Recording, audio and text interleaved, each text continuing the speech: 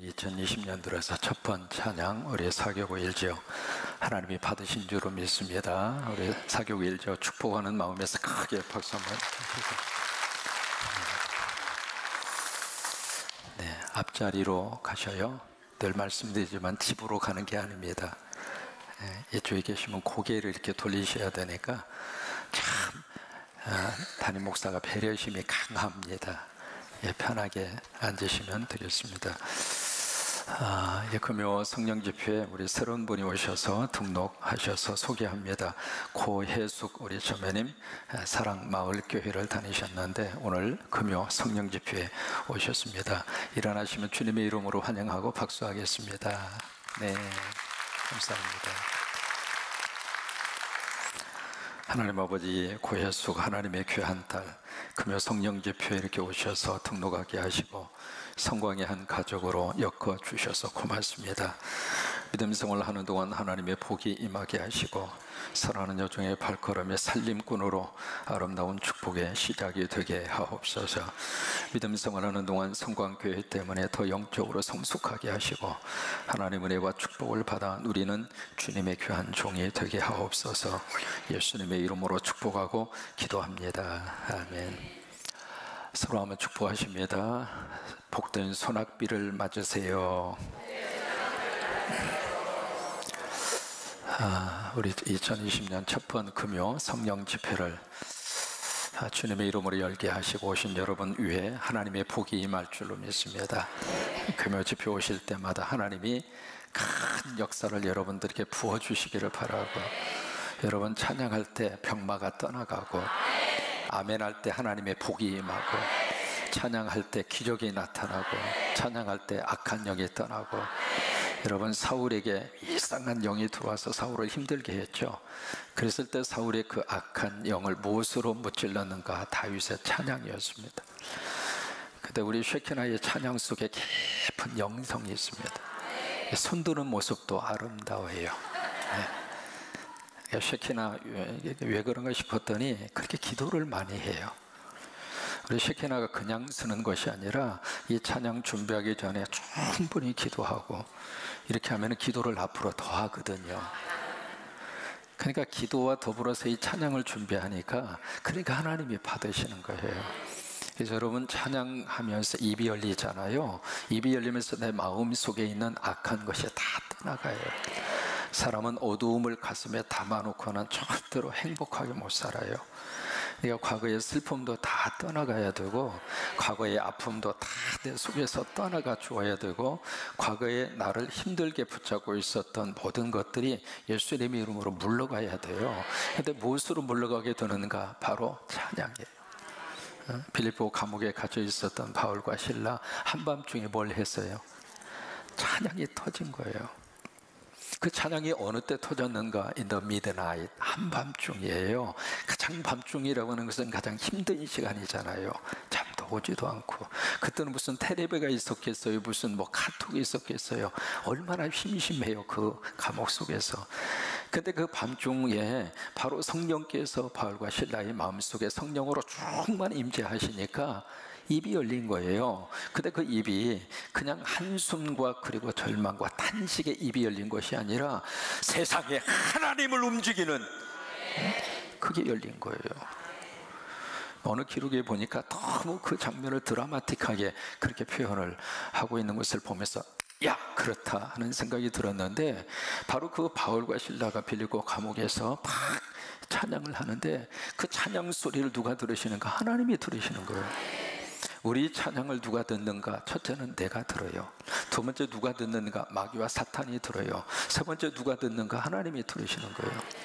그러니까 믿음으로 이 찬양을 하면 이게요, 나를 이기고 마귀와 사탄을 이기고 하나님께 올라가는 거예요. 그래서 하나님이 빌립보 감옥에 그 찬양하는 모습을 보고 너무 막 그 찬양하는 그 모습이 하나님이 감동이 되는 거예요.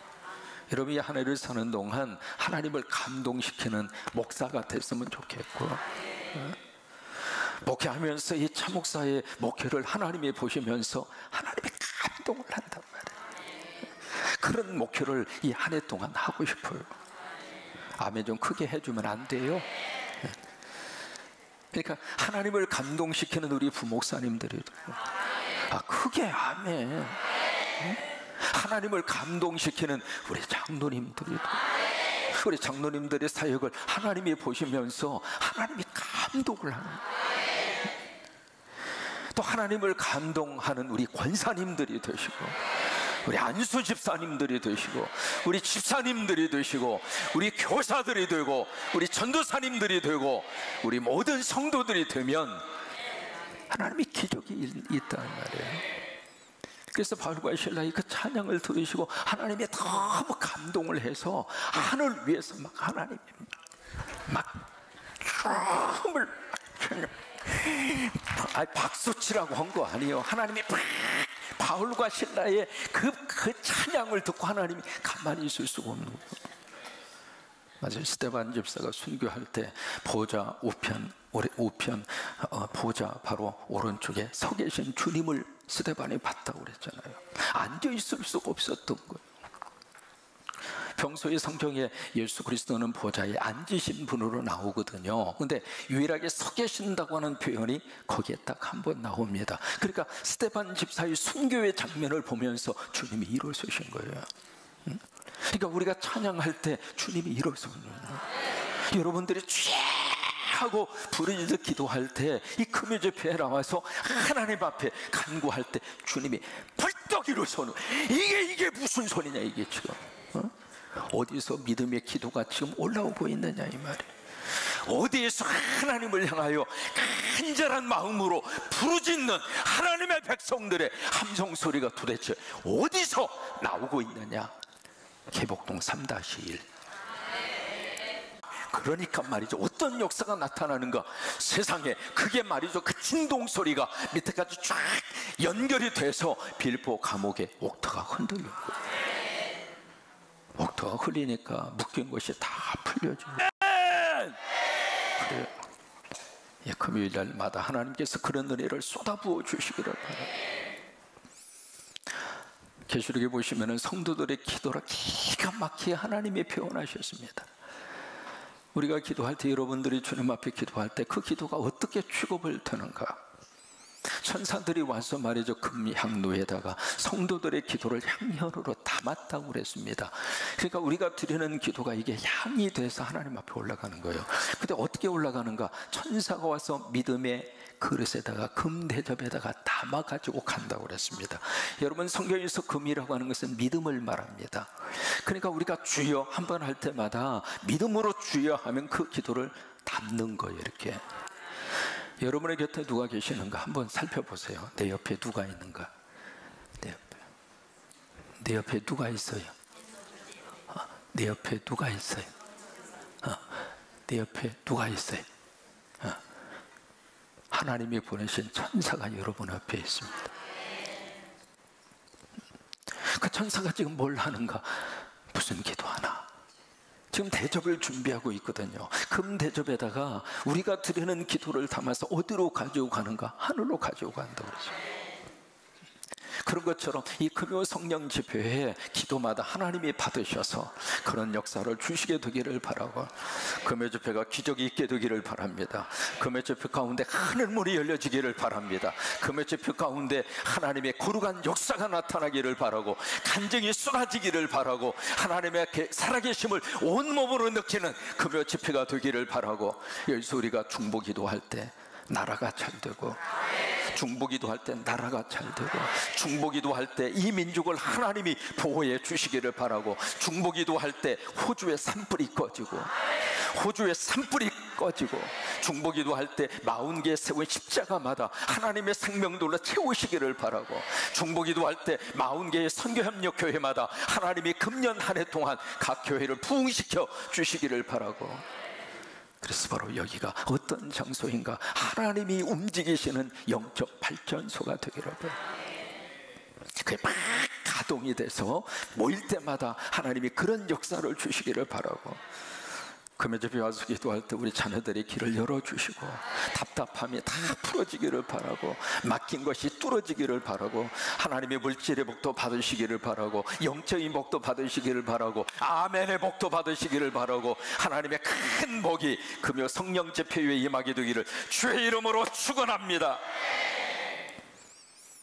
여러분 피자 좋아하시죠? 금식 끝났으니까 먹는 이야기 해도 괜찮죠? 미국에 3대 피자가 있습니다. 피자헛, 도미노, 그 다음에 파파존스. 시작.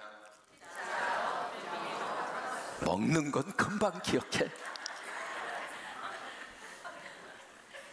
그 피자헛이라고 하는 것은 메뉴가 다양합니다. 굉장히 메뉴가 다양합니다. 거기에 대해서 도미노 피자는 어떻게 도전장을 던졌는가? 딱 전화를 해서 주문을 하면 30분 이내로 배달하겠다. 만약에 30분에서 조금이라도 이렇게 늦춰주면 아예 돈을 안 받겠다. 그래서 도미노는 빨리 배달하는 것에다가 승부수를 걸었습니다. 근데 세 번째 후발주자로 나선 피자가 파파존스입니다. 혹시 들어보셨나요? 파파존스. 피자헛은 한국에 들어와 있죠. 피자. 도미노 피자는요? 들어와 있습니까? 파파존스는요? 안 돌아서 미국 가서 잡수고 오세요. 근데 후발주로 뛰어들은 이 파파존스가, 여러분 사람은요 입맛이 참 안 변합니다. 그렇죠? 한번 입맛에 들어오잖아요. 우리는 그래서 김치 없이는 못 살잖아요. 어쨌든 우리를 밥을 먹어야 되잖아요. 그 입맛이에요. 그러니까 그 한 사람이 한 번 딱 들어간 입맛은 참 변하지 않습니다. 그래서 여러분 코카콜라를요 펩시콜라가 그렇게 잡으려고 해도 못 잡아요. 왜냐하면 코카콜라라고 하는 그 입맛에 딱 길들여져 있기 때문에 펩시콜라가 그렇게 선전을 많이 하고 그렇게 많이 투자를 해도 이 코카콜라의 아성을 무너뜨리지를 못해요. 사람의 입맛이 그렇습니다. 그런데 이 파파존스가 후발적으로 뛰어들어서 이거 어떻게 하면 이 거대한 이 피자헛 그리고 도미노 피자 이 아성을 좀 무너뜨릴 수 있을까? 그러다가 이 파파존스가 딱 전략을 세웁니다. 전략을 세운 게 바로 뭐냐면 피자도 음식이다. 음식은 맛으로 승부해야 된다. 여러분 단순한 거예요. 그래서 그래 나는 앞에 있는 피자헛이나 도미노 피자하고 차별스럽게 나는 이 피자에다가 맛으로 승부를 하겠다. 그렇게 해서 이제 파파존스가요 가장 신선한 재료를 쓰고 그리고 재료를 아까워하지 않고 그렇게 해서 이제 파파존스가 피자 시장에 뛰어들었는데 그 전략이 맞아떨어지는 거예요. 그래서 이 파파존스라고 하는 이 피자는요 메뉴도 그렇게 다양하지도 않습니다. 또 하나 이 피자는 무슨 30분 이내로 배달을 하고 그런 서비스가 없습니다. 빨리 고객에게 그 주문 온 것을 가져다 주고 그런 서비스도 그렇게 도미노 피자처럼 그렇게 활발하지 않습니다. 그런데 파파존스가 맛있는 거예요. 맛이 있으니까 그 거대한 두 개의 피자 시장에서 파파존스가 엄청나게 많이 피자 시장을 잠식해 들어간 겁니다. 무슨 얘기냐면 바로 이 파파존스는 뭘 그가 붙들었는가, 여기에 중요한 하나의 개념이 있습니다. 뭘 붙들었는가? 바로 피자 세계에 뭘 붙들었어요? 본질을 붙들은 거예요. 메뉴는 다양하지 않았지만 그리고 배달 서비스는 30분 이내로 할 수는 없었으나 그러나 피자라고 하는 것의 본질은 바로 뭐예요? 맛이에요. 그걸 붙잡은 거예요. 여러분 우리가 믿음 생활에서 가장 중요한 것은 바로 뭐냐면 본질입니다. 본질. 항상 우리들이 이 본질과 그 다음에 어떤 것과의 갈등이 찾고 있느냐면 비본질과의 이 갈등이 굉장히 많습니다. 근데 믿음 생활하는 우리들에게 있어서는 가장 중요한 것은 본질이에요. 그러니까 어떤 일이 있어도 우리는 본질을 붙잡아야 됩니다. 미국 이민교회에서 교회당을 건축을 했습니다. 그 건축한다는 것이 쉽지가 않거든요. 그래서 교회당을 거의 건축을 하고 교회가 두 쪽이 났습니다. 왜 두 쪽이 났는가? 어디에서부터 문제가 터졌느냐면 참 들어보면 참 기가 막힙니다. 교회당을 다 완성을 하고 미국에서는 다 밑에다 카펫을 깝니다. 예배당도 이런 식이 아니라 다 카펫을 깔거든요. 카펫을 까는데 카펫 색깔을 빨간색으로 할 것인가 파란색으로 할 것인가 이거 가지고 싸우기 시작한 거예요.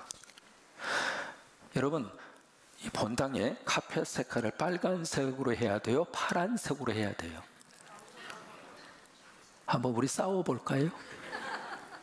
여러분, 무슨 색깔로 해야 돼요? 아무거나 하면 되지. 응? 근데 거기에 빨간색으로 해야 된다는 사람은 보혈의 피니까, 우리가 보혈의 피 위에 하나님의, 아니 카펫이 빨갛다고 무슨 놈의 보혈의 피입니까? 그 빨간 옷 입은 분들은 오늘 다 보혈의 피를 뒤집어 썼고 왔길래 하나의 상징적인 의미일 뿐이잖아요. 근데 본당에 카펫을 파란색으로 하든 빨간색으로 하든 그게 무슨 상관이에요? 거기다가 왜 목숨을 거냐고요? 결국 그 교회가 그 카펫 색깔 하나 때문에 시작이 된 갈등 때문에 교회가 교회 건축해놓고 쪼개졌습니다. 싫어합니다. 여러분, 카펫 색깔은 본질입니까? 비본질입니까? 근데 왜 거기다 목숨 거냐고요? 그 색깔 가지고 교인들에게 상처 주고, 그 색깔 가지고 교인들끼리 서로 원수가 되고, 그 색깔 때문에 교회가 두 쪽이 난 것이, 그게 과연 목숨 걸 만한 일이냐 이 말이에요. 그런데 의외로 우리는 비본질 때문에 목숨을 걸어요. 로마 시대에 313년 콘스탄티노플을 통해서 로마 교회가 바로 국교회가 됩니다. 그러니까 국가 전체가 바로 기독교 국가예요. 그러니까 로마 교회가 얼마나 큰 힘을 가졌는지 모릅니다. 근데 이 로마 교회가 참, 어느 때 이 로마 교회가 흔들리기 시작을 하고 로마 교회가 막 부패의 길을 들어섰는가? 한 가지 예를 들어보겠습니다. 로마 교회 교회 사제들이 모여가지고 뭐 때문에 막 논쟁이 일어나고 막 다투고 싸우기 시작했는가? 뭐 때문에 그런 줄 알아요? 바늘을 갖다 놓고 바늘 위에 천사가 몇 명이나 앉을 수 있는가? 아니, 바늘 꼭대기에 천사가 몇 명이 앉든 말든 그게 무슨 상관이냐고. 그것 때문에 교회가 막 싸우기 시작한 거예요. 싸우기 시작하면서 결국 보세요. 교회가 그런 문제로, 비본질적인 문제 때문에 교회가 막 갈등이 일어나면서 로마가 망한 거예요. 나라는, 교회가 바로 세워져 있으면 나라는 흔들릴 수는 있어도 망하지는 않습니다. 그런데 교회가 비본질적인 것에다가 목숨을 걸면 나라는 끝장납니다. 여기 러시아도 마찬가지입니다. 러시아 정교회가 역사가 1000년이 넘습니다. 그럼 러시아 교회도 1000년 이상 정교회가 그렇게 종교적인 힘을 가지고 러시아 교회가 세워져 있었습니다. 근데 이게요, 공산혁명으로 뒤집어지는 그 순간에 러시아 교회가 무엇 때문에 막 싸웠는가? 참 기가 막힌 걸 가지고 싸웠어요. 뭐냐면 이 사제들이 미사를 집례할 때 황금색 옷을 입어야 할까, 아니면 빨간색 옷을 입어야 될까, 그거 가지고 싸운 거예요. 여러분, 사제들이 앞에다가 이제 가운을 걸칠 때 황금색을 입어야 돼요? 빨간색을 입어야 돼요? 예수님은 무슨 색 입으셨어요? 네? 예수님이 가운 입으셨다고 하는 게 있어요, 없어요? 그런데 그 가운을 무슨 황금색을 입어야 되고 빨간색을 입어야 되고, 그거 가지고 말이죠, 7일 동안 싸웠어요. 그리고 나서 러시아 공산혁명으로 바뀌어져 버린 거예요. 이게 전부 다 비본질적인 거거든요. 아니, 무슨 가운을 입든 그게 무슨 상관이야. 가운을 입든 말든.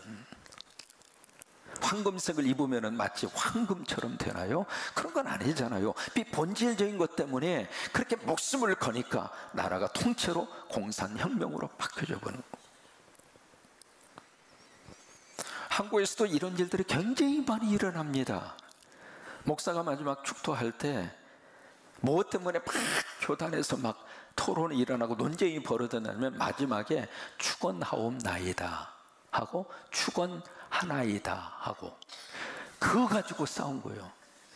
여러분, 축원하옵나이다로 해야 돼요? 축원하나이다로 해야 돼요? 이름은 어떻고 저름은 어떻습니까? 그거 가지고 한국교회 어느 교단에서 막 싸운 거예요. 그 모습을 하나님이 보시고 뭐라고 그럴까? 아니, 죽어가는 생명과 죽어가는 영혼을 위해서 어떻게 하면 선교하고 어떻게 하면 그 영혼을 살릴까, 거기에다가 온 신경을 쓰고, 그리고 머리를 맞대고 같이 생각을 모으고, 그런 일에 온전히 힘을 다 쏟아서, 왜? 그건 본질이니까 그 본질적인 것에다가 목숨을 걸고 거기다가 헌신을 하고 거기다가 시간과 에너지를 쏟는다면 하나님이 얼마나 기뻐하실까. 근데 죽은하옵나이다, 죽은하나이다, 나이다로 하든 나옵 말도 잘 안 되네. 그게 뭐가 대수라고. 이 하늘을 서는 동안 우리가 신앙생활하면서 우리 교회도 마찬가지입니다. 비본질적인 것으로부터 자유함이 있었으면 좋겠어요.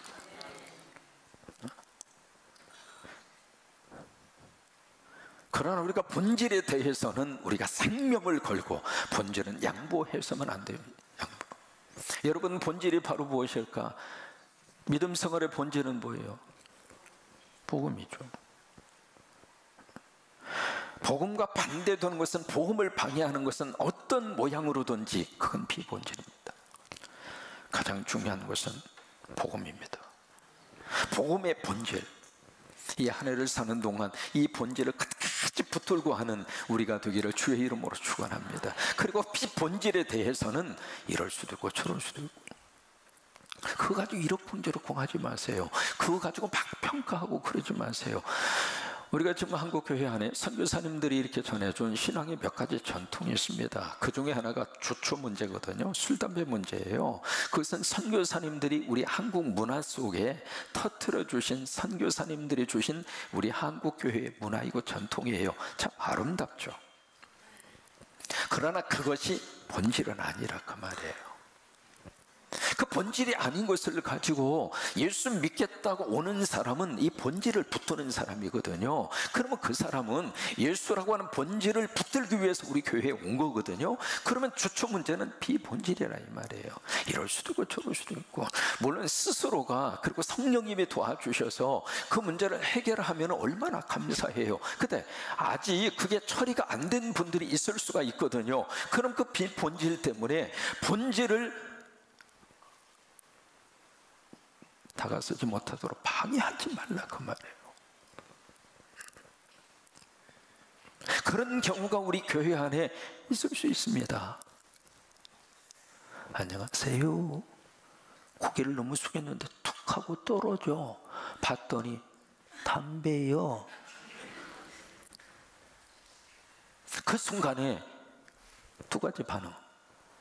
아이고, 이제 교회까지 와서 이렇게 담배를 가져서 다음부터 오지 마세요. 끊고 오세요. 그렇게 보일 수 있는 반응 하나. 툭 떨어졌는데 서로가 미안해요. 나도 미안하고 그 양반도 미안하고, 슬그머니 잡아서 귓속말로 다음부터는 집에다 놓고 오세요. 여러분, 어느 게 신앙적입니까? 대답 안 하시는 분은 전자로 하실 거예요? 어느 게 신앙적이에요? 다 알아요. 근데 그렇게 잘 못해요. 어떤 분이 내 옆에 지금 앉았습니다. 앉았는데 갑자기 막 이상한 냄새가 코끝을 막 자극합니다. 뭔가 싶었더니 한 잔 드셨어요. 한 잔 드셔가지고 어떻게 봐서 앉아 계시는데 그 모양 자체가 은혜가 떨어져. 그런 분이 지금 옆에 이렇게 앉아 있습니다. 그러면 그분에 대해서 다음부터 당신 술 마시려면 교회 오지 말라고, 그렇게 말하는 것이 사실 성서적일까? 아니면 술을 마시고도 와줬으니까 고맙다고 그렇게 생각하면서 그를 품어주는 게 성서적인가? 어느 쪽이에요? 우리는 너무 쉽게 비본질적으로 생각과 판단이 확 하고 뒤집어집니다. 그러다 보니까 본질을 붙잡기 위해서 온 사람들을 막는 거예요. 제가 앞에서 이렇게 딱 보면은요, 가관입니다. 가관입니다. 어떤 모습을 봤느냐면, 이제 이렇게 보니까 좀 늦게 오셨어요. 여기 있으면은 다 보입니다. 4층까지 다. 1부나 2부 때는 그런 현상이 나타나지 않습니다. 왜? 널찍하니까. 근데 3부 시간에는 가끔가다 그런 현상이 내 눈에 자꾸 이렇게 들어오는 거예요. 뭐냐면 좀 늦게 오셨어요. 늦게 오셔가지고 안으로 좀 들어가고 싶은데 길을 좀 이렇게 좀 터주면 얼마나 좋아. 우리는 앉은 자리가 순교자의 자리로 아예 목숨 걸고 그 자리를 지키려고 그래요. 그게 나쁜 건 아니에요. 그러나 아니 가운데를 목숨 걸고 지켜주면 양쪽으로 다도 들어갈 수 있지. 지금 자리가 없어가지고 이렇게 보면 그럴 때가 좀 있거든요. 그러면 좀 가운데도 좀 들어가 주시든지 아니면 좀 들어갈 수 있도록 좀 배려를 하시든지. 그런데 지난주에도 제가 봤습니다. 부부가 좀 늦게 오셨더라고요. 오셨는데 그분이 딱 앉으셔가지고 딱 여기서 눈치를 보니까 제가요 눈이 벌써 안경 써가지고요 2.0입니다. 그 좀 부부가 앉을 수 있도록 좀 양보를 해드리면 좋은데 딱 보니까 딱 일어서서 제 눈에도 그분의 얼굴 인상이 보일 정도였으니까. 이게 바로 뭐냐면 이게요 본질을 위해서 찾아온 분들에게 왜 그 자리 하나라고 하는 비본질 때문에 그렇게 은혜 받기 위해서 온 분에게 마음 상하게 하느냐고. 우리가 이 한 해를 사는 동안 비본질에 대해서는 넓은 마음을 가졌어요. 아, 그럴 수 있다. 왜? 나도 처음 믿음 가질 때는 그랬으니까. 그것 때문에 마음 상하지 마시고 조금 기다려 주시고, 그래서 은혜 받고 믿음이 성숙하면 그분들도 그런 영적 믿음의 거룩한 사람으로 하나님이 자라게 하세요. 애기들 어렸을 때 좀 실수한다고 몸뚱이 갖다가 두들겨 패면서 야 이놈아 너 이렇게 빨리 그것도 못하냐 이놈아 하면서 두들겨 패는 부모가 어디가 있습니까? 기다려 줘야 되는 것처럼, 그런 것처럼 비본질에 대해서는 한없이 넓은 마음을 가졌으면 좋겠어요. 그리고 딱 하나, 이 본질에 대해서는 어떤 일이 있어도 양보하지 말고 본질만 끝까지 붙들고 가는 저와 여러분이 될 수 있게 되기를 주의 이름으로 축원합니다. 오늘 이 본질의 문제를 말씀을 드리면서 이 베드로전서, 지금 박해 때문에 다 뿔뿔이 흩어져 살고 있는 사람들이잖아요. 사는 것이 버겁고 환경이 너무나 열악하고, 그들에게 지금 뭐라고 말씀을 하시는가? 우리가 이 땅에 살면서 본질적으로 붙들어야 될 두 개의 조직이 있습니다. 첫째가 뭐예요? 가정이고, 두 번째가 뭐예요? 이 두 가지의 것은 본질적으로 붙들어야 될 거예요. 그러니까 어떤 일이 있어도 가정을 붙드셔야 되고, 어떤 일이 있어도 가정은 우리 인생의 본질입니다. 그리고 어떤 일이 있어도 교회는 붙들어야 돼요. 이 두 가지의 조직은 누가 만들었는가? 하나님이 만드셨어요. 그러니까 하나님이 만드셨기 때문에 하나님의 관심이 이 두 기관 속에 올려 있습니다. 하나님은 우리 가정에 관심이 많습니다. 하나님은 우리 가정의 식구들에게 관심이 많습니다. 하나님은 우리 부부가 어떻게 부부 생활을 하는지 관심이 많습니다. 왜? 하나님이 만들어 주셨으니까. 내가 선택하고 내가 만든 것이라면 내 책임하에 인생 살면 됩니다. 그러나 이 가정을 하나님이 만들어 주셨고, 하나님이 부부로 만들어 주셨고, 하나님이 우리 가정에 자녀를 허락을 해 주셨고, 그러면 가정이라고 하는 것은 내가 만든 것이 아니라 하나님이 만드셨기 때문에 하나님의 관심 1번지가 가정이에요. 근데 그것은 교회도 마찬가지입니다. 이 두 가지의 조직을 하나님이 만들어 주셨기 때문에 또 하나, 마귀와 사탄의 주 공격의 대상입니다. 왜요? 마귀와 사탄은 하나님이 하시는 일을 마지막까지 방해하고자 하는 것이 마귀와 사탄의 목적이거든요. 그러니까 가정도 그러고 교회도 그렇습니다. 그래서 이 두 문제를 다루면서 지금 베드로 이 전서를 받는 그 성도들에게 지금 무슨 문제를 다루고 있는 게 가정 문제를 다루고 있는 거예요. 왜 그럴까? 여러분, 신앙적으로, 그리고 지금 그들의 삶 자체가 굉장히 힘들잖아요. 힘든 그 속에서 여러분, 가정이 제대로 세워져 있으면 버티고 나갈 수 있습니다. 다른 것은 좀 힘들어도 가정이 하나가 돼 있고, 가정에 사랑으로 똘똘 뭉쳐 있고, 가정에 훈훈함이 있고, 가정 속에 웃음꽃이 터지고, 가정 안에 희망이 있고, 가정 안에 하나님이 거룩한 은혜의 햇살이 딱 쥐고 있으면은 다른 데서는 좀 힘들어도 다른 데서는 너무 짜증나고 스트레스 받고, 그래도 그런 가정만 있으면 사람은 어떤 경우가 있어도 넘어지지 않습니다. 아니, 넘어졌다가도 다시 일어납니다. 그러니까 그들에게 이 가정 문제를 이 베드로전서 3장에서 그래서 그 문제를 지금 다루고 있는 거예요. 그래서 가정의 가장 중요한 핵은 바로 누구인가? 부부잖아요. 그래서 이 부부에 대해서 지난주에 누구를 이야기했어요? 아내들아. 오늘은 누구를 이야기해요? 남편들아. 순서가 말이죠, 남편이 앞선 게 아니라 아내들이 앞서 있습니다. 이유가 있어요. 유대 사회는 목의 중심 사회입니다. 또 하나, 이 아내들에게 어떤 의미에서 가정에 대한 어떤 가장 중요한, 가정 전체의 가장 중요한 중심축을 아내들에게 주신 거예요. 그렇다고 남편의 책임이 없다 그 말이 아니에요. 그래서 이제 아내들아, 이 말씀을 먼저 주시는 거예요. 그러면서 이제 오늘 두 번째로 주신 말씀이 남편들아, 이 문제거든요. 이 문제. 근데 이 문제인데 오늘 이제 이 메시지를 여러분들이 들으시면서 나는 남편이 아니니까, 그래요, 남편이 아니니까 안 들어도 누가 뭐라고 그러겠어요?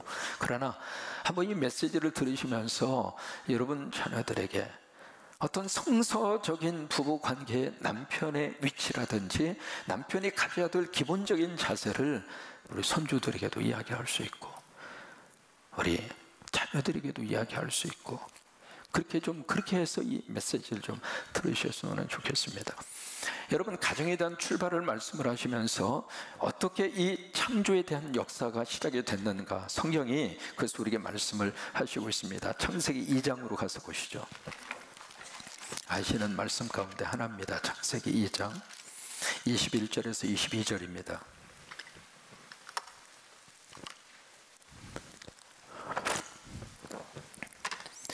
찾으셨으면 함께 있습니다. 여호와 하나님이 아담을 깊이 잠들게 하시니 잠들매 그가 그 갈빗대 하나를 취하고 살로 대신 채우시고, 여호와 하나님이 아담에게서 취하신 그 갈빗대로 여자를 만드시고 그를 아담에게로 이끌어 오셨다. 여기 이제 몇 가지, 여기서부터 시작을 해야 돼.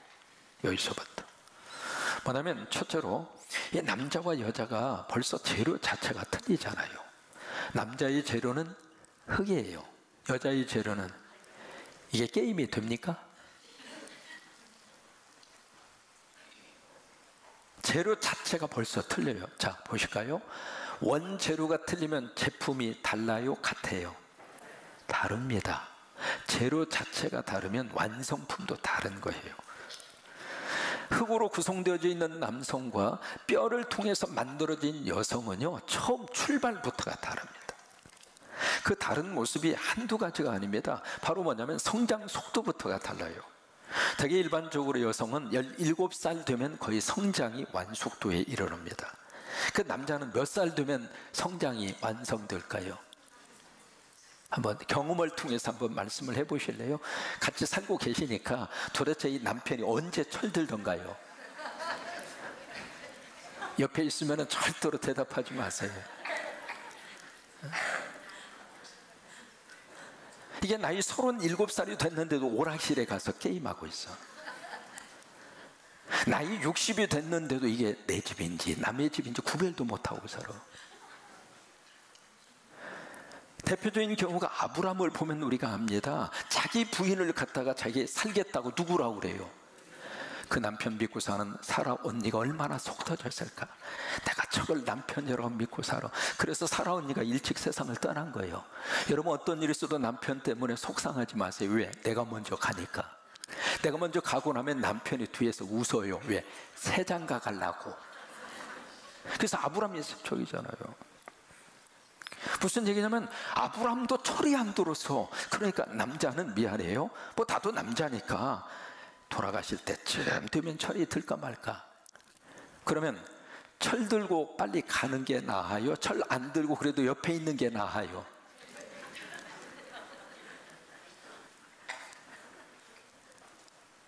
달라도 너무 달라요. 그걸 알고 가정생활을 해야 속이 덜 상해요.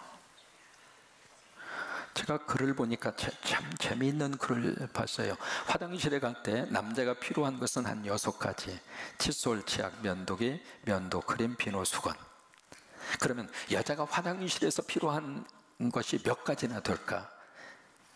저도 이거 보고 깜짝 놀랐습니다. 진짜인지 아닌지를 한번 확인해 봐야 되겠지만, 여자가 화장실에서 필요한 가지수가 한번 적어 놓으세요. 437가지.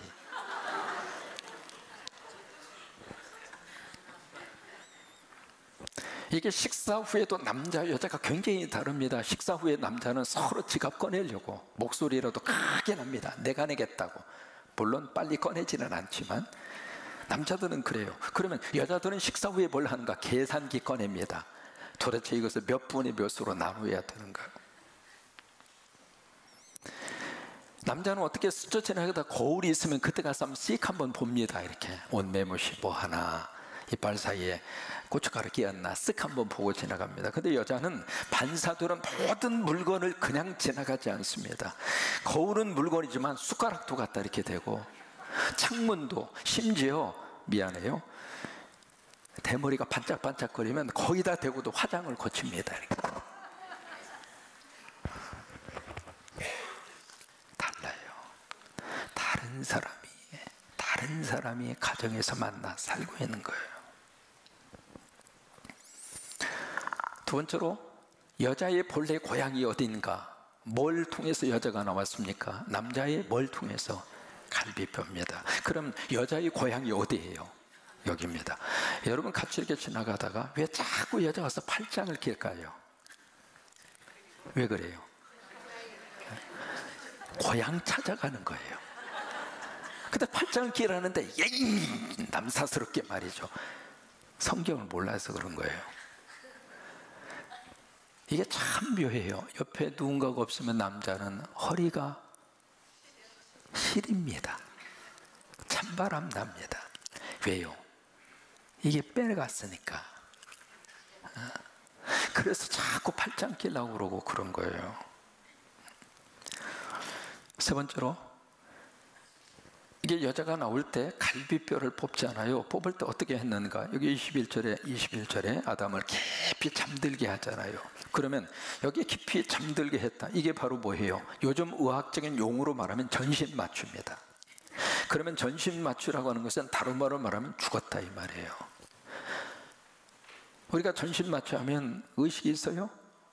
죽었다 이 말이에요. 그러니까 뭐냐면 남자가 죽어야 여자가 삽니다. 참 이건 성서적입니다. 이런 말 할 때 여자분들이 두 손 들고 아멘 하면 얼마나 감사할까요? 그러니까 남성이 죽어야 여자는 얼굴이 펴집니다. 그렇다고 빨리 돌아가시라 그 말이 아니라, 제가 미국 결혼식장에 참석해서 주례 목사님이 하시는 말씀을 듣고 그렇다 그 생각을 한번 한 적이 있었는데, 그 주례하시는 미국 목사님이 그래요. 여러분, 그러더니 왜 결혼식장마다 동양이든 서양이든 신랑은 까만색의 정장을 하고 왜 여성은 하얀색 드레스를 입을까요? 그렇게 묻더라고. 그 지금까지 여자가 까만 드레스를 입는 걸 못 봤어. 동양이든 서양이든 다 하얀 드레스. 되게 근데 일반적으로 남성은 결혼식 정장이 거의 대부분, 다 그런 건 아니지만 거의 대부분 까만색이에요. 그러면서 이제 그 미국 목사님이 그렇게 해석을 하는 거예요. 뭐냐면 오늘 결혼식 하면서 남자 당신은 죽었어. 그러니까 까만색을 입는다 이거예요. 오늘부로 나는 죽었어. 그리고 여자는 오늘부로 나는 피었어. 그래서 결혼식 때 남자는 검정색, 여자는 하얀색을 입는다고 하는 거예요. 와, 저는요 그 미국 목사님 주례사를 듣기 전에 나는 결혼식 할 때 그래서 하얀색 입었어. 전 결혼식 예복이 하얀색입니다.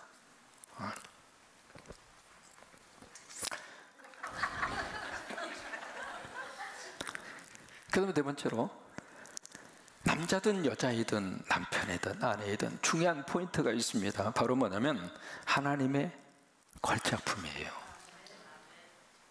물론 우리 자녀들도 하나님의 걸작품이에요. 근데 우리는 하나님의 걸작품이라고 하는 것을 인정을 안 하려고 그럽니다. 왜요? 살다가 보니까 이 작품이 흠이 생겼어.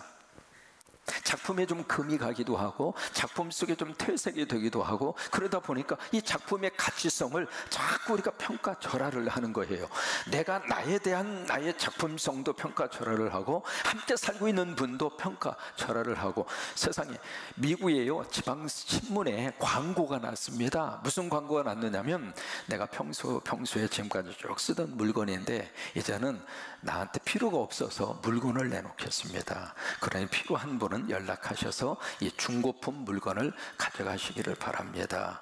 근데 덤으로 그 물건을 사가시면 덤으로 그가 평소에 쓰던 골프채하고 그가 참 애지중지 좋아하는 애완용 개를 덤으로 해서 그렇게 드리겠습니다. 근데 그 팔고자 하는 중고품이 누구냐면 남편이었어요.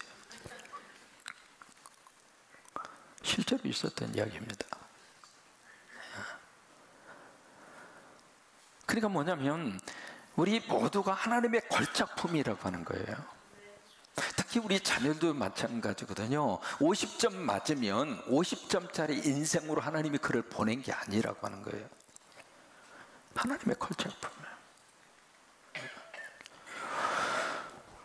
그러면서 이제 이 문제로 들어가야 되는데, 이 주시는 말씀 첫 번째 호칭이 남편이잖아요. 남편.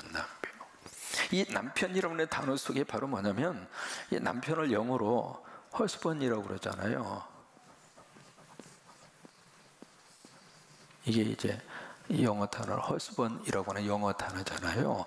이 husband이라고 하는 것은 두 가지의 뜻이 있습니다. 첫째는 house band. 예, 밴드라고 하는 것은 끈이잖아요. 밴드, 끈. 그 다음에 두 번째, 이 husband이라고 하는 것은 husband라고 하는 뜻이에요. 그러니까 남편은 바로 뭐냐면 그 집 전체를 이렇게 묶어주는 끈이라 이 말이에요. 그래서 울타리라고 하는 말을 그래서 쓰는 거예요. 그 다음에 husband라고 하는 것은 바로 그 아내의 끈이라고 하는 거예요. 남편들이. 그래서 남편들아, 그 이야기 하는 거예요. 그리고 또 하나, 여기 남편이라고 하는 이 단어 속에 무슨 뜻, 나의 편이라고 하는 뜻이에요. 나의 편. 그러니까 여러분, 어떤 일이 있어도 남편은 누구 편 들어야 돼요? 마누라 편 들어야 돼요. 그래야 얻어먹고 살아요. 근데 이게 조금 이렇게 판단력이 좀 흐릿하면, 이게요, 왜 남편이라는 이 단어 뜻이 나의 편이라고 하는 뜻이거든요. 그러니까 여자 입장으로서, 이 아내 입장으로서 그 아내의 영원한 여당은 누구냐면 남자라 그 말이에요. 근데 이게 그 편이 돼줘야 되는데, 그 마누라 편을 안 들고 자꾸 엄마 편을 들어. 그러면 어떻게 돼요? 마마보이가 되는 거예요. 또 이게 그 아내 편을 들어줘야 되는데 자식 편을 들어줘. 그러면서 자기 아내와 자기 자녀 입장에서 엄마죠. 엄마를 자꾸 깎아내려. 같이 이제 이렇게 테이블에서 이제 밥을 먹는다고 가정을 해봐요. 이 아이가 이제 밥을 이렇게 먹다가 인상을 탁 쓰면서 하는 말이야. 엄마, 이걸 반찬이라고 했어? 나 밥 못 먹어. 안 먹어. 그런단 말이죠. 그러면 그 말을 하는 그 아이 앞에서 여러분, 남편과 아버지가 어떤 반응을 보여야 성서적일까? 첫 번째, 이런 반응 보일 수 있죠. 야, 네 말이 맞다 이놈아. 나도 이거 먹느라고 생고생을 하고 있다. 도대체 니네 엄마는 무슨 반찬이야, 이게 뭐냐. 요리책을 좀 보고 연구를 하든지 말이야. 아휴, 지겹다 지겨워. 나도 못 먹겠다 이놈아. 너도 안 먹냐? 나도 안 먹는다 이놈아. 그리고 일어나서 방으로 가버려. 여러분, 이게 남편일까요? 남편이라고 하는 그 개념을 아는 사람 같으면 그 순간에 애를 한 방 쥐어패면서, 야 이놈아, 맛있구만 이놈아, 안 참아라 말아 이놈아, 나는 맛있다 이놈아, 저리 배불러 터졌구만. 그러면서 애를 구박을 주어야 정상이지. 그 애하고 같이 짝짝꿍이 돼가지고 자기 아내와 자기 엄마를 막 공격을 하고 한쪽 코너로 몰아세우면 남편이 아니라 이 말이에요.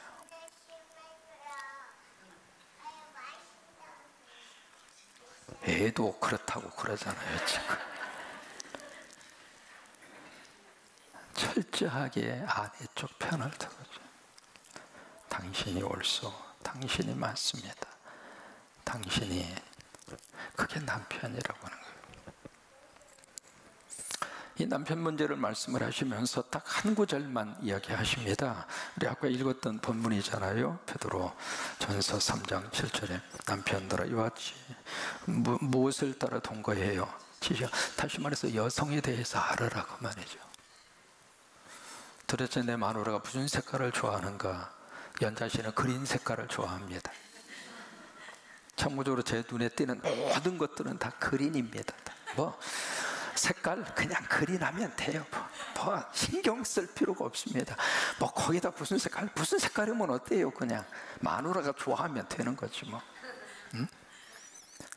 연자 씨가 좋아하는 음식 국수입니다. 그냥 국수만 있으면 만사가 오케이. 지식을 따라 알으라고 말이죠.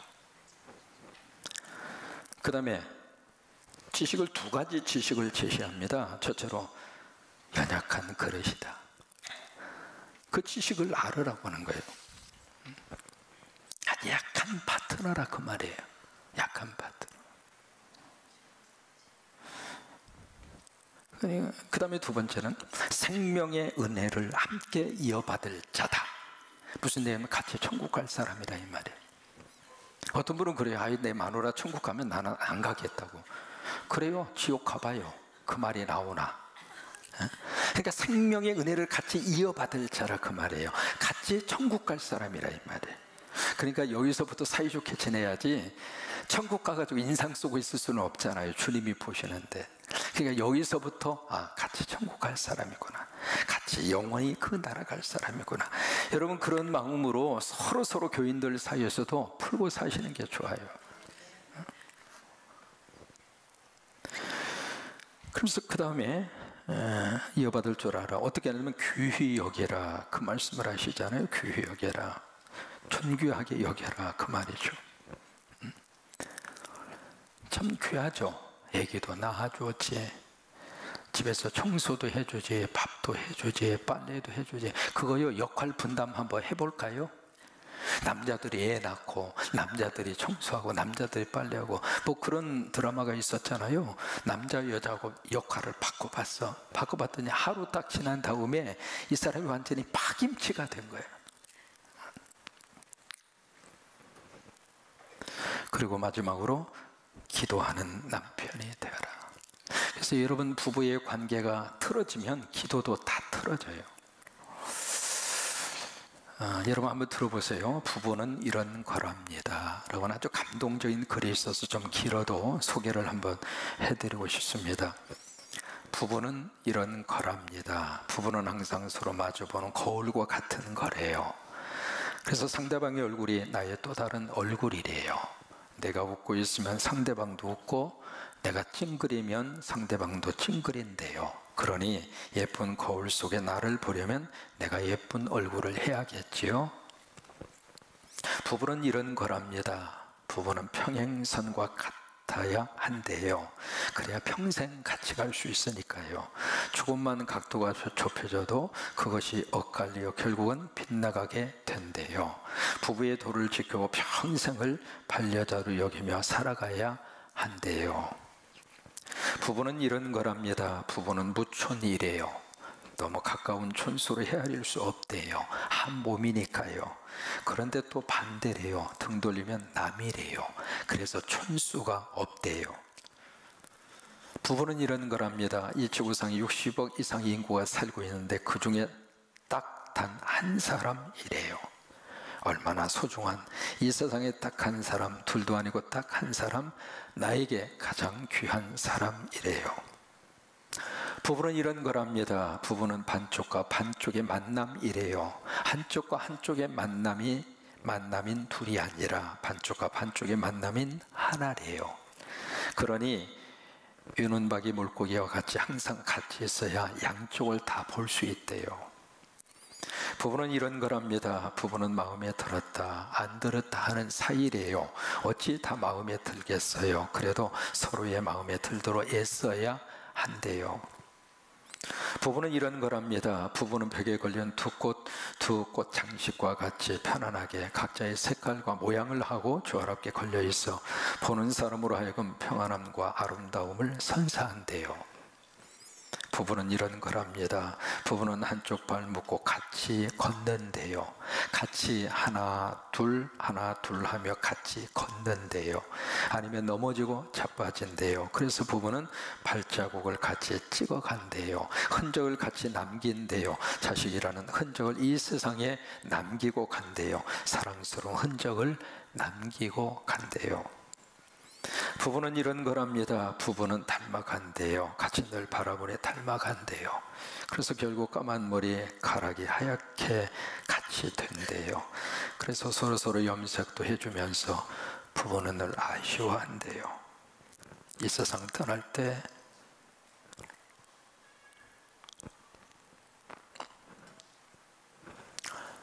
혼자 남을 반쪽을 보며 아쉬워한대요. 같이 가지 못해 아쉬워한대요. 요단강 같이 건너지 못해서 아쉬워한대요. 부부는 바로 이런 거랍니다. 그래요. 이 한 해를 사는 동안 우리 본질인 가정 생활에 모두가 다 성공하시기를 바라고, 이 한 해를 사는 동안 본질인 가정 생활, 특별히 부부 생활에 하나님의 복이 임하기를 주의 이름으로 축원합니다.